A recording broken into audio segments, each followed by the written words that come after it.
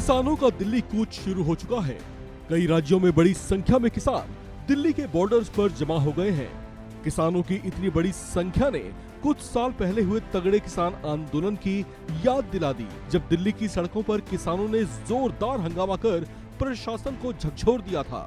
किसानों का आंदोलन तब 3 नए कृषि कानूनों के खिलाफ था, लेकिन अब की बार वे सरकार पर एमएसपी समेत कई मुद्दों पर वादा खिलाफी का आरोप लगाते हुए सड़कों पर उतर आए हैं। इस पर कांग्रेस नेता मनीष तिवारी और पवन खेड़ा ने भी केंद्र की नरेंद्र मोदी सरकार पर तंज कसा है। 2020 में कोविड का कहर पूरी दुनिया पे छाया हुआ था। जो मनुष्यता थी वो बिल्कुल सहमी हुई थी।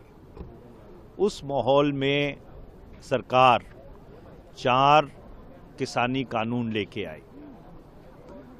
सारे मुल्क के किसान पंजाब की किसानी की अगुवाई में लामबंद होके दिल्ली के बॉर्डरों पे आके बैठ गए।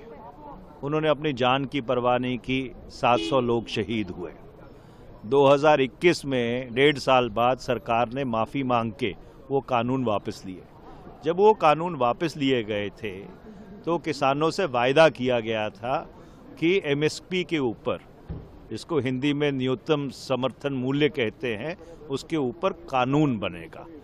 आज 2 साल हो गए, एमएसपी के ऊपर ना कोई कानून बना, ना स्वामीनाथन की रिपोर्ट लागू हुई, और इसीलिए 13 फरवरी को देश भर के किसान लामबंद होके फिर दिल्ली की ओर कूच कर रहे हैं। तो मैंने सरकार से ये मांग की है कि अभी 1.5 दिन बचा है। ये वाइट पेपर ब्लैक पेपर के चक्कर में पड़ने की जगह अगर आप एमएसपी के ऊपर कानून लेके आएंगे तो 65% इस देश की जनता जो किसानी पे निर्भर है उसको एक बहुत बड़ी राहत मिलेगी। कर रहे हैं तैयारी जो है दिल्ली पुलिस ने भी कर ली है। पूरी तरीके से फेंसिंग सारे बॉर्डर्स की कर दी गई है। तस्वीरें सुबह से जो सामने आ रही हैं। एक तरफ तो आप कहते हैं कि बातचीत अच्छी चल रही है, दूसरी तरफ बातचीत के दौरान किसान नेताओं के ट्विटर हैंडल्स बंद करवाए जा रहे हैं।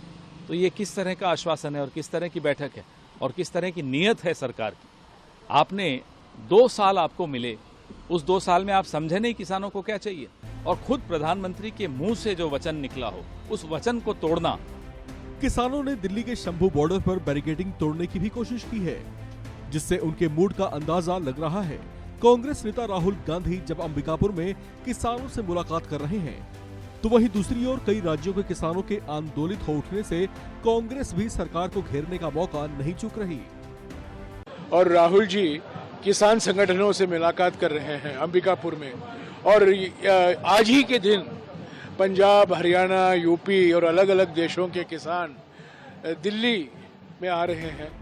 किसानों की चाहत है कि उनकी मांगों पर गंभीरता से विचार किया जाए। 3 केंद्रीय मंत्रियों के दल के साथ किसान प्रतिनिधियों की चंडीगढ़ में बैठक हुई थी। हालांकि किसानों के मुताबिक वो ज्यादा कारगर नहीं रही।